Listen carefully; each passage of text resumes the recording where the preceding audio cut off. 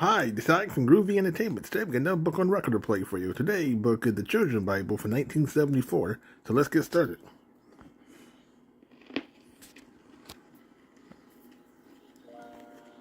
The Children's Bible. Best Love Stories. A Peter Pan book and record set. The Creation of the World.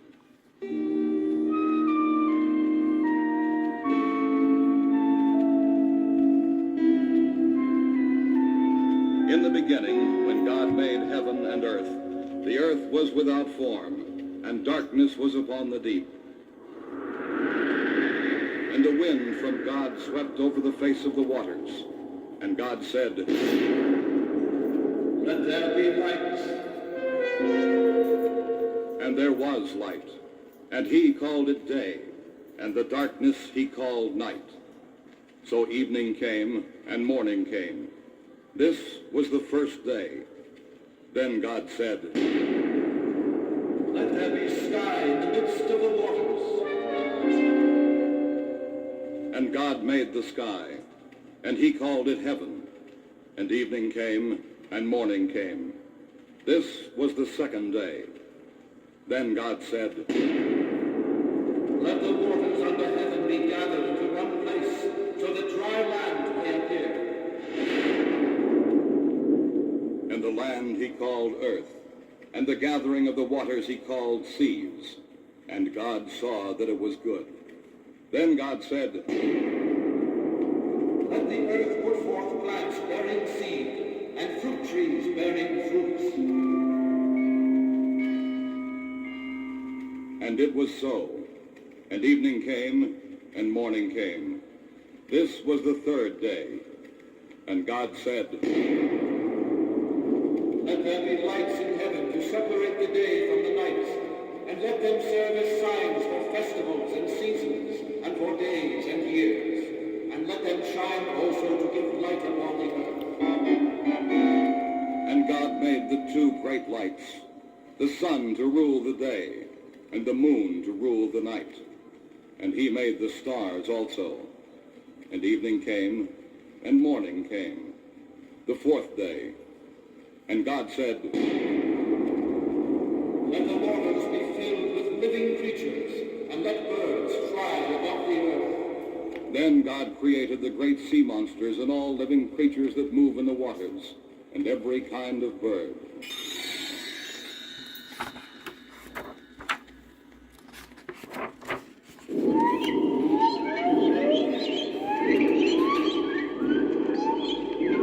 And God blessed them, saying, "Be fruitful and multiply. Fill the waters of the seas, and let the birds increase on land." And evening came, and morning came, the fifth day. And God said, "Let the earth bring forth living creatures, cattle and creeping things, and all the animals of the earth."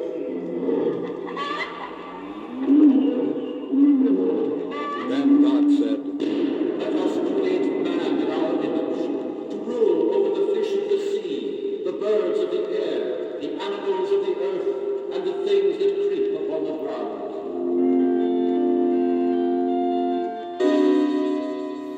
So God created mankind in his own image. Male and female he created them. And God blessed them and said to them, "Be fruitful and multiply. Fill the earth and subdue it.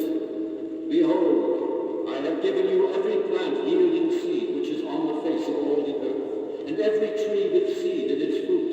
You shall have them for food." And God looked upon all that he had made, and saw that it was very good. And evening came, and morning came, the sixth day. Thus the heavens and the earth were finished, with all their mighty throng.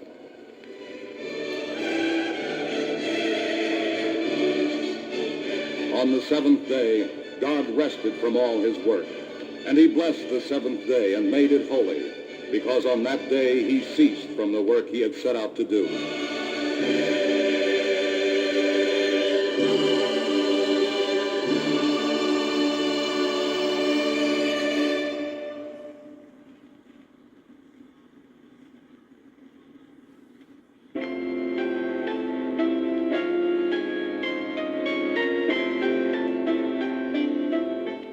Adam and Eve in the Garden of Eden. In the first days, when God made heaven and earth, he formed a man from the dust of the ground and breathed life into him. And Adam was his name. And God planted a garden eastward in Eden, with fruit trees and berry bushes that were pleasant to look upon and good to eat. And there he put Adam. And God said to him, You may eat freely of every tree in the garden, except the tree of knowledge of good and evil. On the day you eat of it, you shall die. The garden was filled with birds and animals, but Adam was all alone. And God said, I will give him a partner. So God caused Adam to fall into a deep sleep. And while he slept, God took one of his ribs and closed up the place with flesh. And from the rib he made a woman, Eve. And Adam took her in his arms, saying, You are bone of my bone, flesh of my flesh. And they were happy together. But there was a serpent in the garden, and he was more crafty than any wild creature the Lord God had made. And one day, when Eve stood near the tree of the knowledge of good and evil, the serpent crept up and said, The tree has beautiful fruit. Eat some. Oh, no. God said if we did, we would die. You won't die. Instead, your eyes will be opened, and you'll be like God. You'll know the difference between right and wrong. Go ahead, Eve. Do it. And Eve took a fruit from the tree and ate it. And she gave some to Adam, and he ate it too. And their eyes were opened. They knew they had done wrong.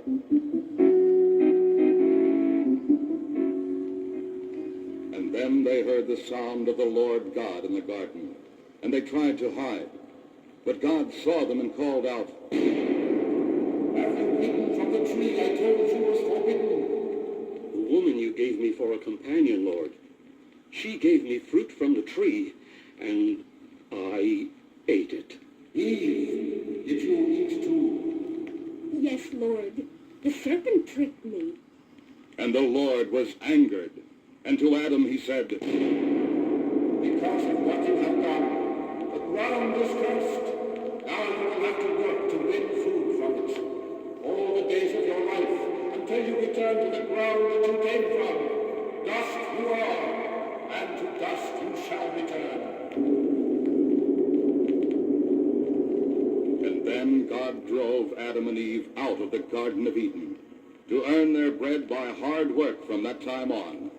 And the way back was barred to them forever.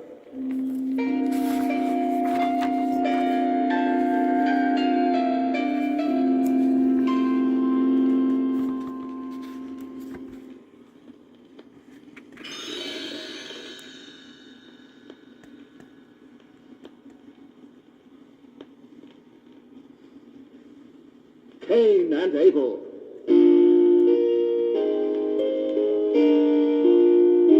Long, long ago, after Adam and Eve left the Garden of Eden, they had two sons.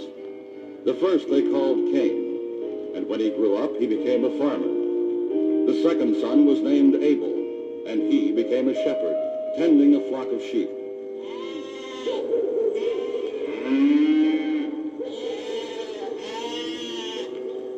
One day, as was the custom in those times, Cain and Abel gave gifts to God as they prayed to him.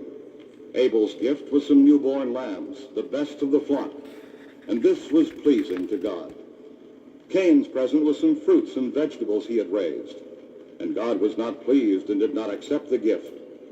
Cain was angered, and God said to him, Why are you so angry and cast down? Don't you know that when you do the right thing, you will please me? But Cain made no answer to God. Instead, he said to his brother, Let's go back now, Abel, out to the fields. And Abel went with Cain. But when they got there, Cain picked a quarrel and struck his brother. Cain knocked Abel down, and when he tried to get up, Cain struck him with a rock and killed him. Then Cain covered Abel with stones to hide his body and ran away. But God was watching, and he said, Cain, where is your brother Abel? I don't know. Am I my brother's keeper? What have you done, Cain? What have you done?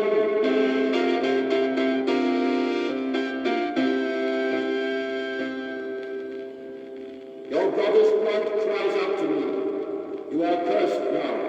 You shall be a fugitive, a wanderer, and the land will no longer yield you its wealth. It shall yield you nothing.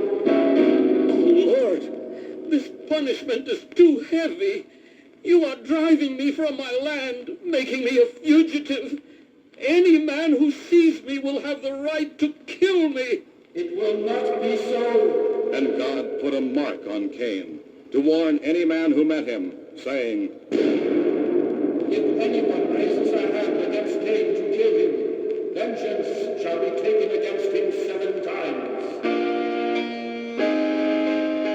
Then Cain went away from the presence of the Lord, and he lived as a wanderer east of Eden.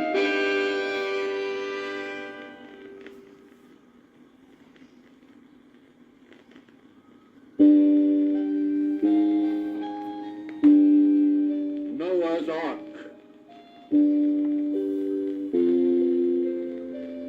This is the story of Noah. He was a good man, a man who did right in the sight of God at a time when most men did wrong. And the Lord said to Noah, The earth is filled with violence because men have grown so evil. I will destroy them, all but you and your family. Now hear me. Build an ark of cypress wood, with a door in its side and 3 decks, for I shall bring a flood of waters, and everything that is on the earth shall die. But you shall come into the ark, with your wife and your sons and their wives also. And you shall bring with you 2 of every living thing on earth, birds, animals, and creeping things, and food for you and for them. Do as I bid, and you shall live. I hear, Lord, and I obey. with the help of his 3 sons, Noah did what God had commanded. The ark was built, and God told Noah to go on board with his family, with 2 of every creature that lived, saying, I will send rain upon the earth for 40 days and 40 nights, and every living thing that I have made and that is left upon the ground will be blotted out. and again Noah did as God had commanded.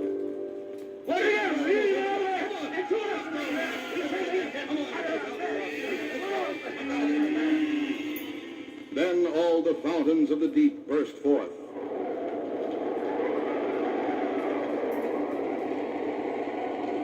and the heavens opened, and rain fell upon the earth 40 days and 40 nights. And the waters rose higher and higher until they reached the ark and carried it away. Then the waters rose still higher until all the mountains were covered. Every man and every living thing that moved upon the earth was blotted out. Only Noah was left, and those that were with him on the ark. Noah, what's going to happen now? The Lord will take care of us.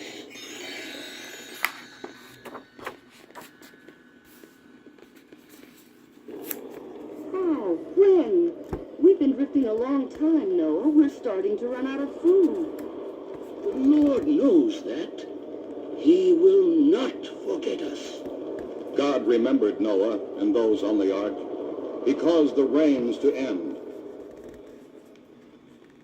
And slowly the level of the waters went down over the face of the earth. And one day, 5 whole months after the ark had first floated away, it came to rest on a mountain peak in Ararat. Then Noah waited 40 days, praying for the waters to go down still further. And then he sent out a raven. But the raven found no place to land, so it came back to the ark. Later Noah sent out a dove. It too returned. what are we going to do? Wait and trust in the Lord. Noah waited 7 days, and again he sent out a dove. And that evening, Look, Noah, off to the right. The dove's coming back again. I see her. And look what she has in her beak. An olive leaf. The waters are going down. and they did. The waters were dried up from the face of the earth, and Noah came down out of the ark, and the animals came forth, 2 by 2, every beast, every bird, everything that moves upon the earth.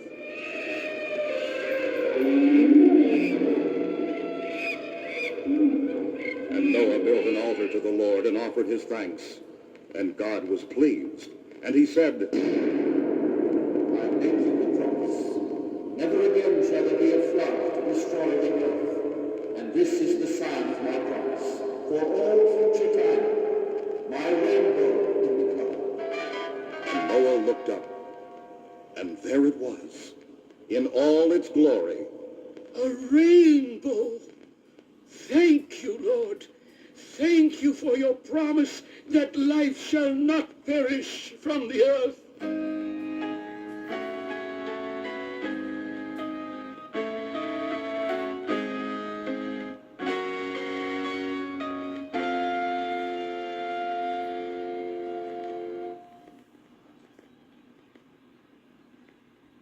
Abraham's sacrifice.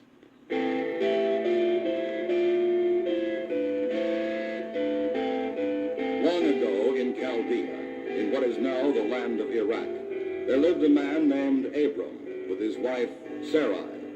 Rich he was, with great herds of sheep and goats, but he had no children. Then one day the Lord said to him, Go from your country to the land that I will show you. I will bless you, and I will make of you a great nation. And Abram did as the Lord had told him.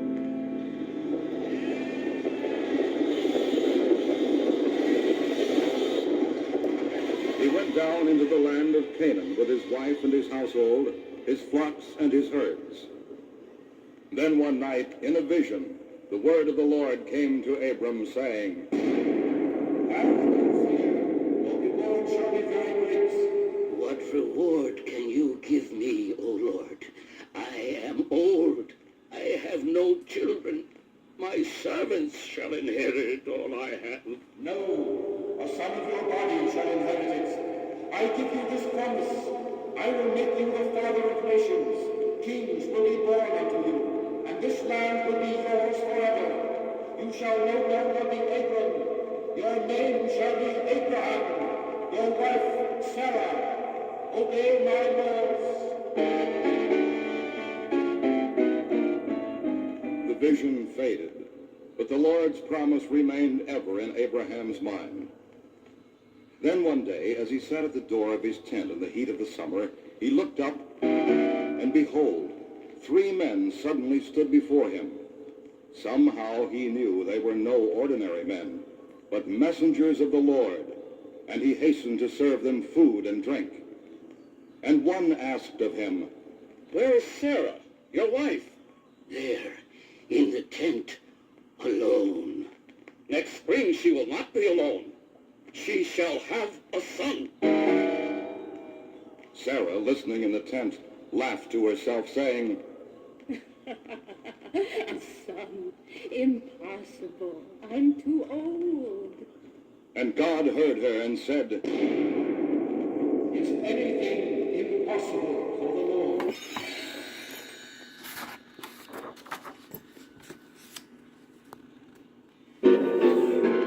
And the months passed, and spring came, and the Lord did as he had promised.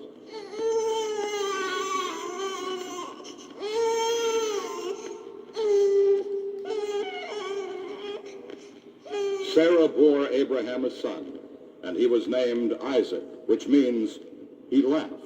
And Sarah said, God has made laughter for me. The baby grew straight and strong, Then, sometime after, God decided to put Abraham's faith to the test. Take your son, your only son whom you love, and go to the land of Moriah, and offer him up as a sacrifice to me on the mountain. What God had told him to do, Abraham did, though his heart was heavy. Early the next morning, he rose up and took his son and set out for Moriah. When they reached the mountain, Abraham built an altar of stones. Then he cut some firewood. The boy watched and wondered. Father, I see the wood, and I know you have fire, but where is the lamb for the sacrifice? The Lord God, blessed be his name. He will provide the sacrifice. How, Father? Where? We will see. We will see. And Abraham took the boy and lay him down upon the wood and drew a long knife from inside his robe. Isaac stared, too frightened to cry out. Then, as Abraham raised the knife, Do nothing to the boy. I know now that you will love and fear God, because you have not withheld your son from me. Now I will indeed bless you. Your descendants will be as many as the stars of heaven, as many as the grains of sand on the shore, because you have obeyed me. and Abraham looked up. He saw a ram caught in a thicket. Abraham went and took the ram and offered it up to God instead of his son. Father, Yes, my son. What is it, my own? can we go home now? Yes, Isaac. Yes.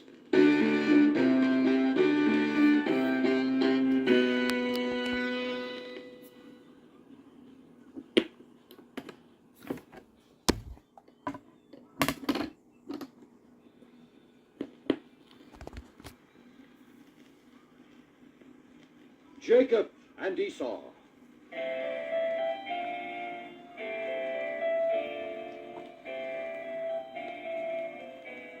In Canaan, the boy Isaac grew to manhood, remembering God's promise to Abraham, his father. Keep my laws, and I will bless you. Your people will be as many as the stars in heaven, and this land will be yours forever. Isaac married late in life, and his wife Rebekah gave him twin sons, Esau, who roamed the woods and became a mighty hunter, and Jacob, who stayed at home and tended the flocks. Now Esau was Isaac's favorite, but Rebekah loved Jacob more, and she hoped to see him the head of the family. Years passed, and then suddenly it seemed the time had come. For Isaac had grown old and blind, and very feeble, and he sent for Esau, saying, "My son, I think I am dying." No, Father, no. You'll get well again, I know it. Esau, listen, I have only a little time, so go now and hunt down a deer for me, and make me a stew of its meat, the way you know how to do it. And I will eat it, and then, if God spares me, I will give you my final blessing. Go, my son. Yes, Father. Rebekah heard what Isaac had said, and she knew what it meant.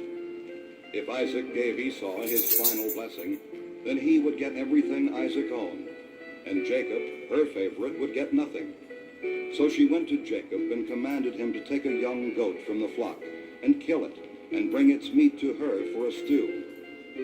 And you, Jacob, you shall serve it to your father, and his blessing will be given not to Esau, but to you.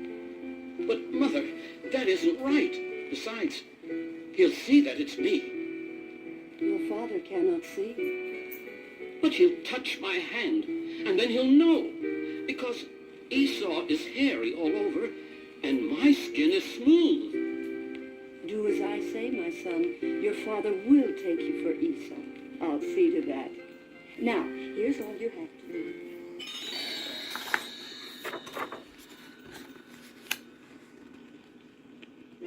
And Jacob did as his mother commanded. He killed a young goat, and she made a stew of its meat, and with its hairy skin she covered Jacob's hands.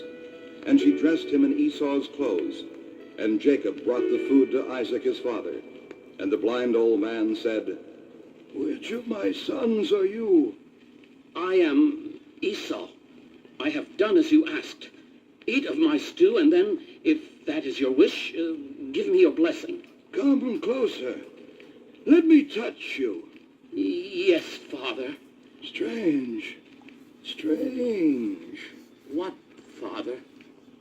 The voice is Jacob's voice, but the hands are the hands of Esau. Jacob trembled, but the next moment Isaac reached out and took him in his arms. And when Isaac smelled the outdoors smell of his clothes, Esau's clothes, the old man was sure this was his favorite son. And to Jacob he gave his final blessing. And Jacob went away, but then, a short time later, Esau returned home with the deer he had hunted and killed. He cooked its meat and brought it to his father.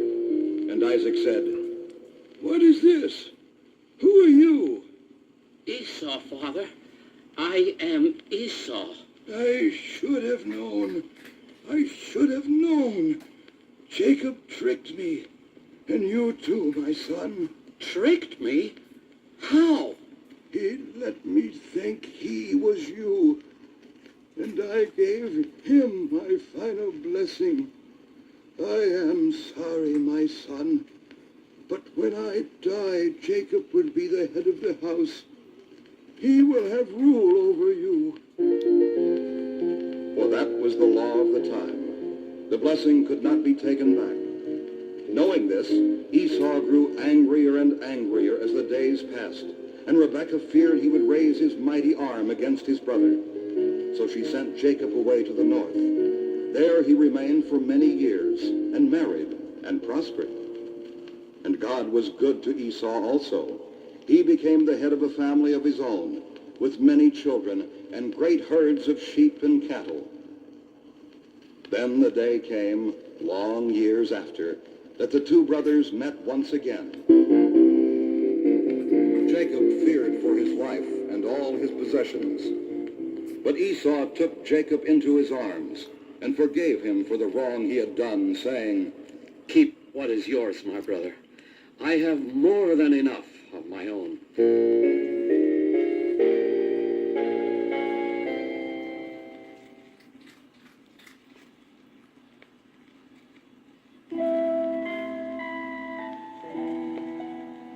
The coat of many colors.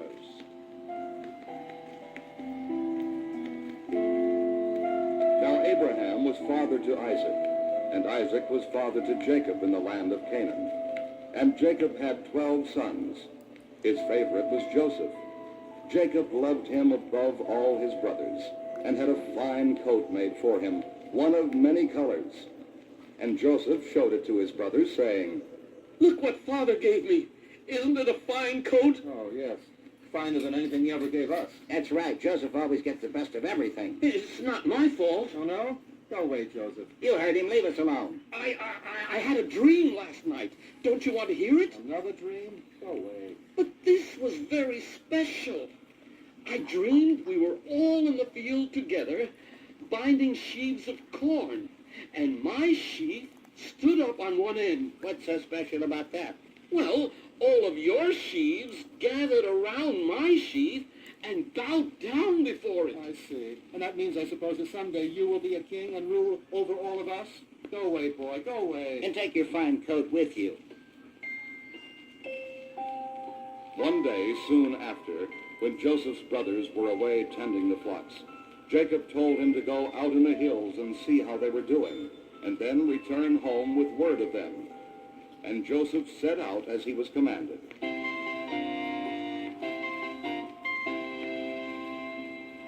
But his brothers saw him coming, and one said, Here comes the dreamer again. Now's our chance to get rid of him, before our father sets him up to rule over us. No! I don't like him any more than you do. But he is our brother. We mustn't do him any harm. Shut your mouth, Reuben. We'll do it our way.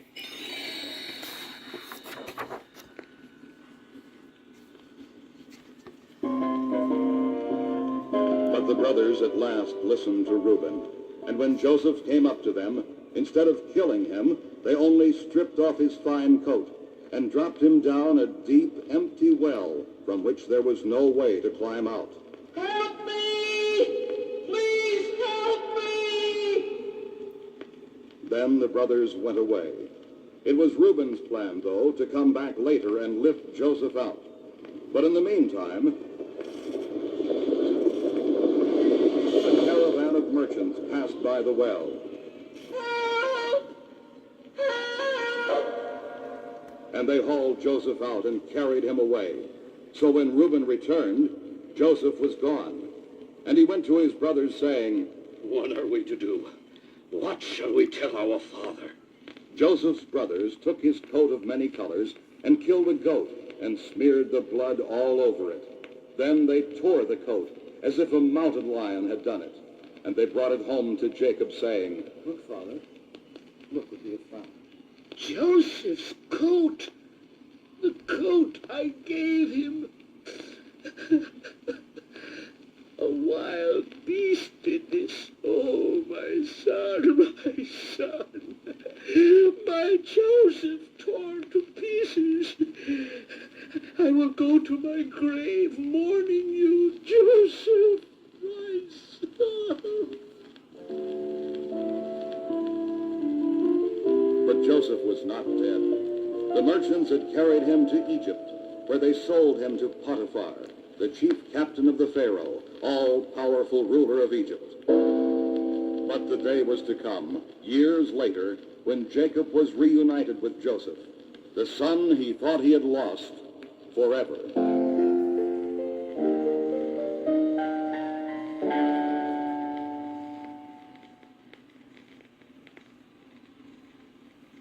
Joseph in Egypt.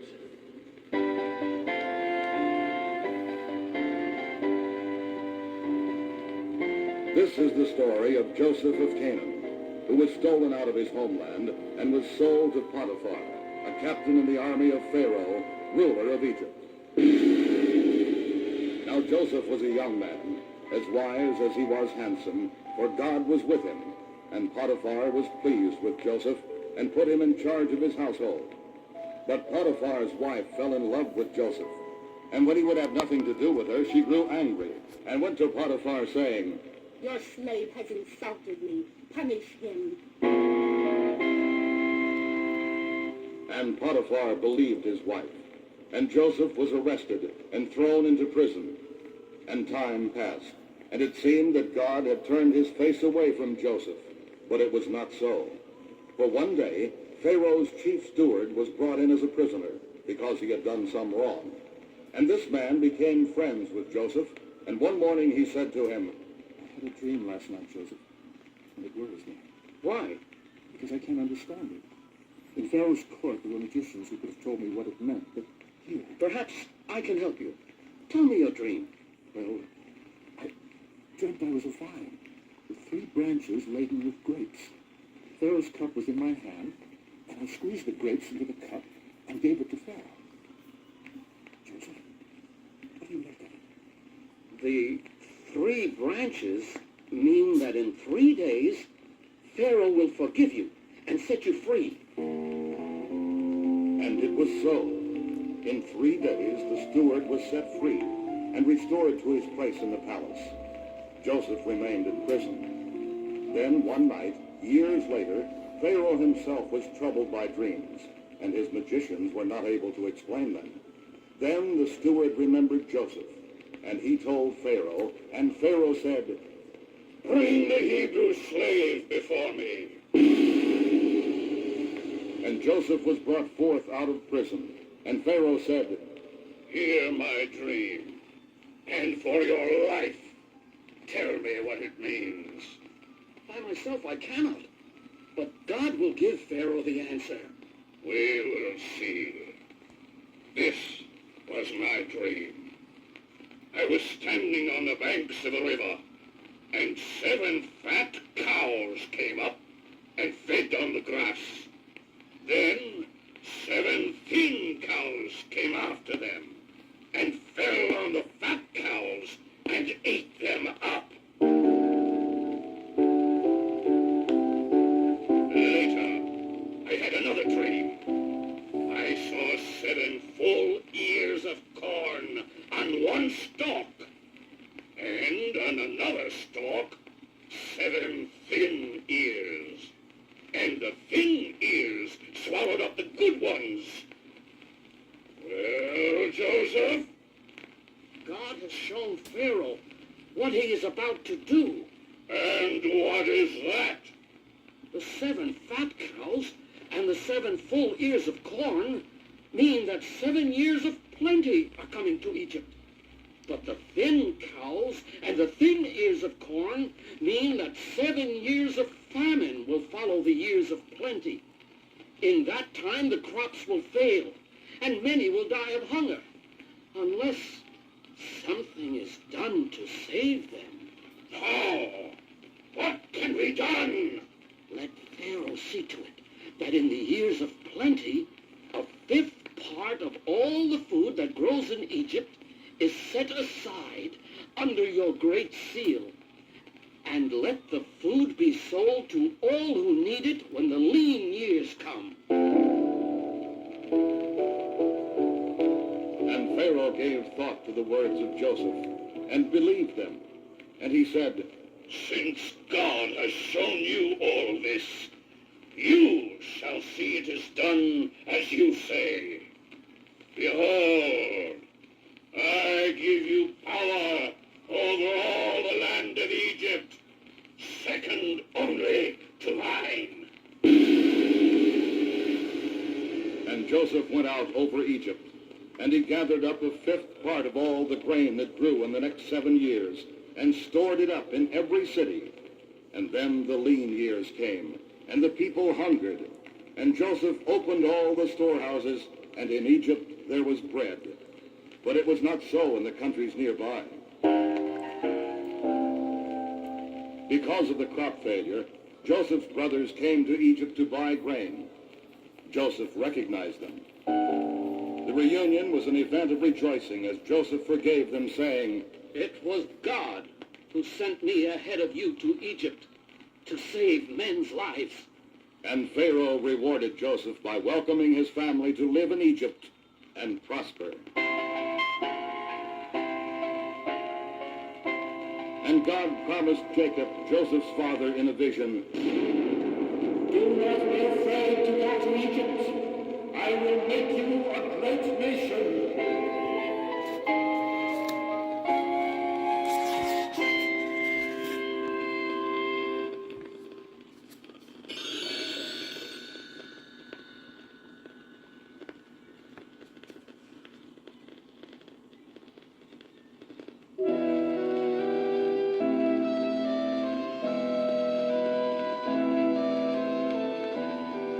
The burning bush. When Joseph ruled over Egypt in the name of the Pharaoh, his people, the Israelites, prospered and raised large families in the land. But then the old Pharaoh died, and so did Joseph. And a new Pharaoh came to power in Egypt, and he said, Behold, the people of Israel are too many and too mighty for us. They must not become any stronger. And Pharaoh set taskmasters over them, and put them at hard labor to make their lives bitter and break their spirit. But the children of Israel remained strong, and their number increased. Then Pharaoh said to the people of Egypt, Take every baby boy who is born to a Hebrew woman and throw him into the river Nile. But let the girl babies live. So it was that one day when Pharaoh's daughter went down to the river to bathe, she found a little basket floating in the reeds. And in the basket was a Hebrew baby, a boy.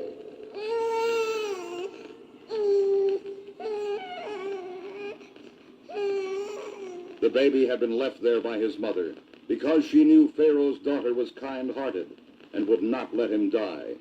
and she was right. For Pharaoh's daughter took the boy back to her palace and brought him up as her own, and the name she gave him was Moses. And Moses was a prince in Egypt. But Moses never forgot his own people. One day he saw a taskmaster whipping a Hebrew slave, and he struck down the Egyptian and killed him, and hid his body in the sand. But word came to Pharaoh, and he sent men to slay Moses. So Moses fled out of the land of Egypt and went to the east, to Midian. Moses found peace in Midian. He took a wife and helped her father tend his sheep. But in Egypt, the people of Israel groaned in their bondage and cried out for help. And God heard their cries and remembered his promise to their fathers, to Abraham, Isaac, and Jacob, that he would make them a nation with a land of their own. So it was that one day, when Moses took the sheep to graze on Mount Horeb,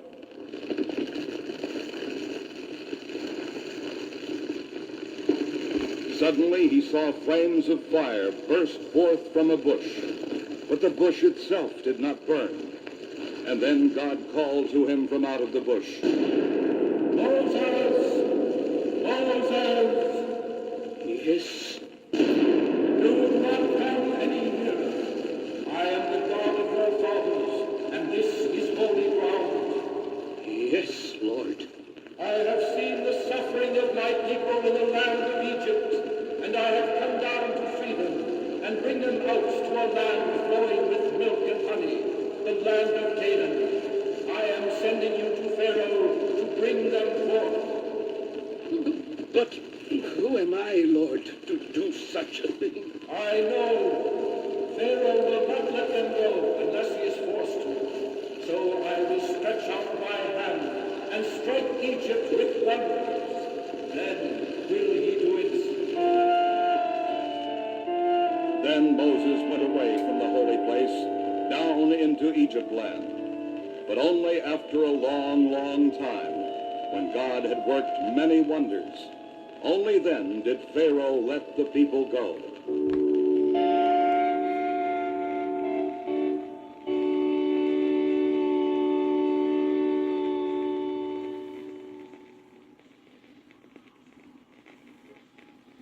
Escape from Egypt.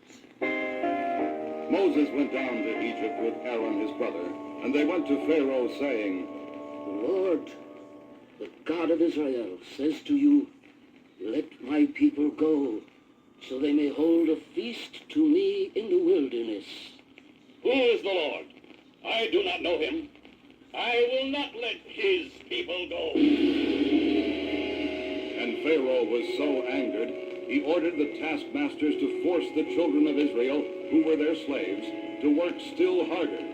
So their suffering increased. And Moses turned to the Lord, saying, Why have you done this to your people? Why did you ever send me? Since I spoke to Pharaoh in your name, he has heaped misery upon us, and you have done nothing to help us. You shall see now what I will do to Pharaoh. He will send my people forth. He will drive them out. And Moses warned Pharaoh that God would bring great troubles down upon Egypt, unless the children of Israel went free. But Pharaoh refused to believe him, until the troubles came. First the waters turned red as blood, and no one could drink them. Then the land filled with frogs. They entered every house in Egypt, even the palace. Mighty Pharaoh grew frightened. Stop the frogs! I will let your people go! Yes! Yes! But then Pharaoh broke his word. He would not let them go, not even when God brought new troubles upon Egypt. Flies and gnats and locusts that ate the crops, hailstones that flattened everything to the ground, and darkness in the middle of the day. Still, Pharaoh would not let them go. Then the Lord said to Moses, One plague more I will bring upon Pharaoh, Then he will let you go. And that night the Lord struck down the firstborn in Egypt. Not a house in Egypt was without its dead. But the angel of death passed over the homes of the children of Israel, because their doorways were marked, as the Lord had commanded, with lamb's blood, and they were spared. And Pharaoh cried out, Go! Leave Egypt! Take your flocks and your goods, and be gone! That very night the children of Israel left Egypt, all of them, and their numbers were many thousands.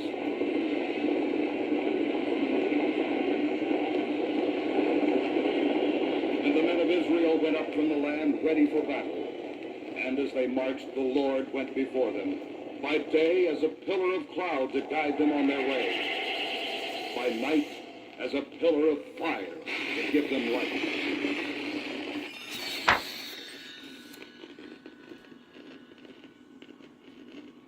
But now Pharaoh's men came to him, saying, What have we done? We've lost our slaves. Not for long! We will bring them back! And Pharaoh mounted his chariot and ordered out all his troops, and they set out after the children of Israel. The army of Egypt came within sight of the Israelites, where they had camped beside the sea. And the people feared for their lives, for the Egyptians seemed so mighty. But Moses said, Fear not! The Lord will fight for you. and it was so.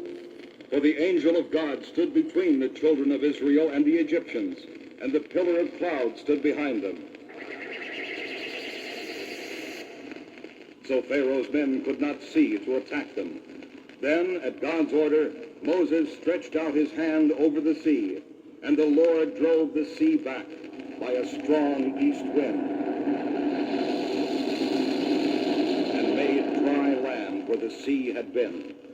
And the children of Israel went out into the midst of the sea, with a wall of water on their right and a wall of water on their left. And now the Pharaoh saw them fleeing, and he called to his captains, After him! The slaves must not escape! and the Egyptian chariots thundered after them. And God said to Moses, Stretch out your hand over the sea, and let the waters come back. and Moses did as the Lord commanded. Then Pharaoh cried out to his men, Run! Run for your lives! The Lord fights for Israel! Save yourselves! but it was too late. Of all the chariots and horsemen, of all the army of Egypt that had gone into the sea, not one remained. And Moses said, Who is like you, O Lord, in might? Who is like you, majestic in holiness, working wonders? You are my strength and my salvation, and you will reign forever and ever.